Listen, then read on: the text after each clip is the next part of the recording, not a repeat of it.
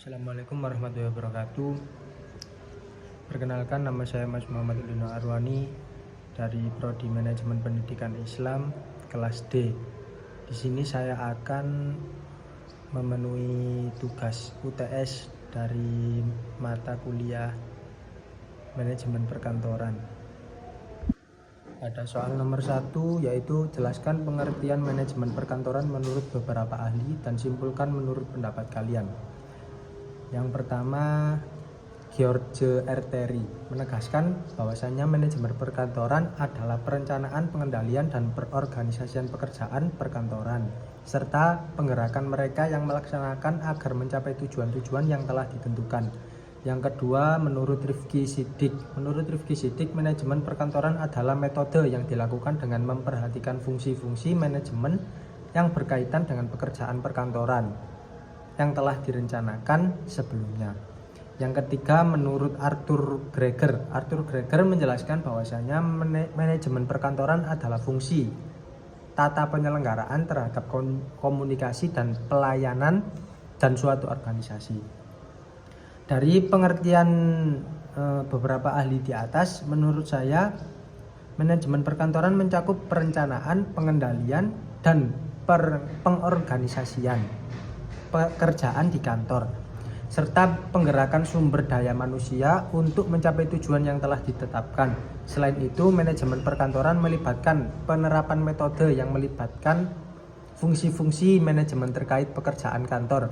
Hal ini juga tata penyelenggaraan komunikasi dan pelayanan dalam organisasi. Soal yang nomor 2, yaitu jelaskan peran pokok tata usaha.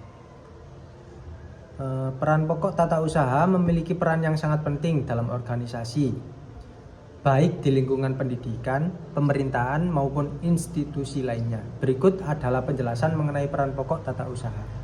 Peran pokok tata usaha yang pertama yaitu administrasi kepegawaian, yang kedua administrasi keuangan, yang ketiga pengelolaan sarana dan prasarana, yang keempat administrasi persuratan dan kearsipan, yang kelima hubungan masyarakat, yang keenam koordinasi kegiatan, yang ketujuh penggunaan teknologi informasi.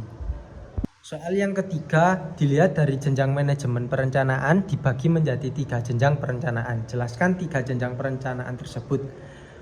Perencanaan dalam manajemen dibagi menjadi 3 jenjang, masing-masing dengan fokus dan tanggung jawab yang berbeda. Berikut adalah penjelasan mengenai ketiga jenjang perencanaan tersebut.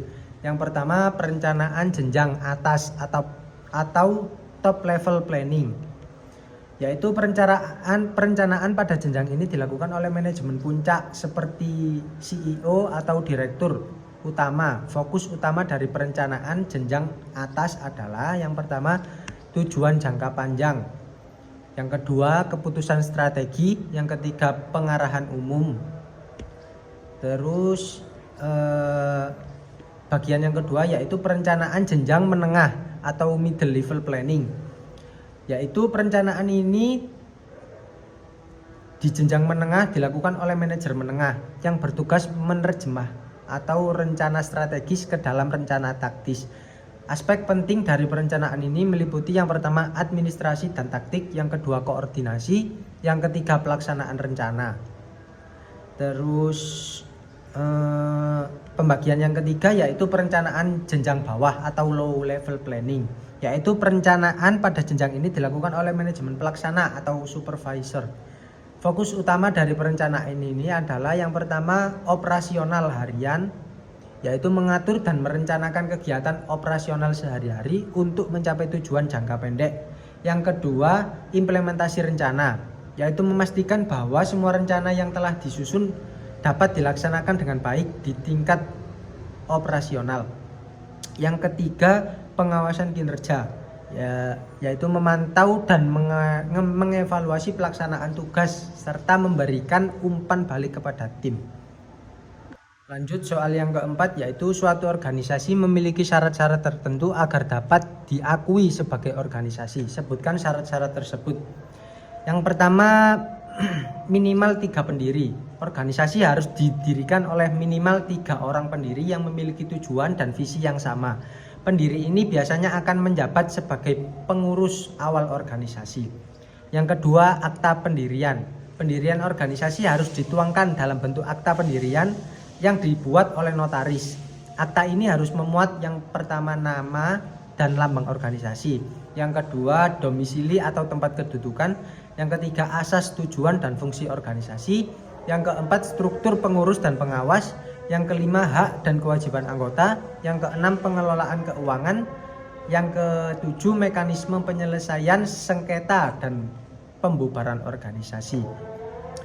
Lanjut yang nomor 3, yaitu nama dan lambang organisasi, yaitu mencakup domisili atau tempat kedudukan, asas, tujuan, fungsi organisasi dan lain-lain. Yang keempat, pendaftaran di Kemenhubham. Setelah akta pendirian disusun, organisasi harus mendaftar di Kemenhubham untuk mendapatkan pengesahan sebagai badan hukum. Proses ini melibatkan pengisian formulir dan penyertaan dokumen pendukung. Yang kelima, nomor pokok wajib pajak atau NPWP. Setiap organisasi yang telah terdaftar sebagai badan hukum wajib yang mengurus NPWP sebagai identitas pajak ini penting untuk kepatuhan terhadap kewajiban perpajakan. Yang nomor 6, program kerja dan sumber pendanaan, yaitu organisasi perlu menyusun program kerja yang jelas serta menjelaskan sumber pendanaan yang akan digunakan untuk menjalankan kegiatan organisasi. Soal nomor 5, yaitu berdasarkan lalu lintas kekuasaan, salah satu bentuk organisasi adalah bentuk fungsional. Jelaskan ciri-ciri, kelemahan dan kelebihan bentuk fungsional. Ciri-ciri organisasi fungsional, yang pertama, pembagian berdasarkan fungsi. Organisasi dibagi menjadi beberapa departemen atau unit yang masing-masing memiliki tugas dan tanggung jawab spesifik. Yang kedua, spesialisasi, yaitu setiap anggota di organisasi bekerja dalam bidang keahlian mereka yang meningkatkan efisiensi dan efektivitas kerja. Yang ketiga, hierarki yang jelas. Struktur organisasi yang fungsional memiliki hierarki yang jelas, di mana setiap departemen pimpinan oleh manajer yang bertanggung jawab atas fungsi tersebut. Yang keempat, komunikasi vertikal. Komunikasi vertikal yaitu komunikasi yang lebih banyak terjadi secara vertikal dari atasan kepada bawahan dalam satu fungsi, meskipun interaksi antar fungsi mungkin terbatas. Terus kelebihan organisasi fungsional, yang pertama, efisiensi dan spesialisasi. Yang kedua, pengembangan keterampilan. Yang ketiga, pengawasan yang lebih mudah. Yang keempat, pengendalian tugas yang jelas. Lalu kelemahan organisasi fungsional, yang pertama, kesulitan koordinasi. Yang kedua, spesialisasi yang terlalu sempit. Yang ketiga, komunikasi terbatas antar fungsi. Yang keempat, birokrasi dalam pengambilan keputusan.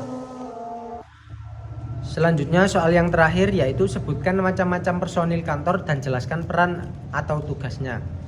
Yang pertama, kepala kantor atau pimpinan kantor. Peran dan tugas: membantu, memantau dan bertanggung jawab terhadap kelancaran aktivitas kantor secara keseluruhan, mengatur pembagian tugas pekerjaan personil. Yang kedua, administrator. Peran dan tugas: mengelola urusan rumah tangga kantor termasuk administrasi umum. Bertanggung jawab mencatat dan menyimpan semua warkat atau surat keluar dan masuk. Yang ketiga, bagian keuangan atau kasir. Peran dan tugas yaitu mengelola keuangan organisasi termasuk arus kas keluar dan masuk, menyusun laporan keuangan dan anggaran. Yang keempat, sekretaris. Peran dan tugasnya yaitu membuat agenda dan jadwal kegiatan kerja pimpinan serta karyawan di bagian lainnya, menyiapkan surat-surat resmi baik keluar maupun masuk, mencatat notulen rapat dan mendukung administrasi dokumen.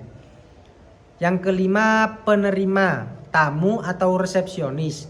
Peran dan tugasnya melayani tamu yang datang ke kantor serta orang-orang yang memiliki kepentingan terhadap organisasi, yaitu mengelola telepon masuk dan keluar serta mengarahkan panggilan kepada pihak yang tepat, menjaga keamanan dan kenyamanan area penerimaan tamu. Yang keenam, staf atau pembantu ahli. Peran dan tugasnya yaitu membantu administrator dan manajer dalam melaksanakan pekerjaan-pekerjaan kantor, menyediakan dukungan teknis atau spesialisasi sesuai bidang keahlian masing-masing. Yang ketujuh, pegawai atau pekerja. Peran dan tugasnya yaitu melaksanakan tugas-tugas harian yang diperintahkan oleh manajer atau pimpinan, berkontribusi dalam pencapaian target kerja sesuai dengan fungsi masing-masing. Sekian dari saya, mohon maaf atas tutur yang salah. Assalamualaikum warahmatullahi wabarakatuh.